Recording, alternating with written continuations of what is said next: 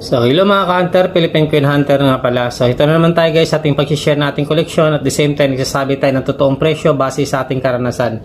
So, balik tayo dito sa ating tatalakayin na barya. Ito yung 1 centavo na Commonwealth Series. Ito yung time ni L. Quezon guys. So, Commonwealth Series, nag-umpisa yung taon niya 1937 hanggang 1945. So, ito yung likod niya bali. Itong taon na to is 1937 po ito. Kumbaga K-date siya. Medyo semi hard to find sa 1 centavo coin. Ang 1937 presyo nito guys, ito is good condition lang. Ang presyohan sa ganito guys, naglalaro to sa 300 more or less. So ganun ang presyohan niya.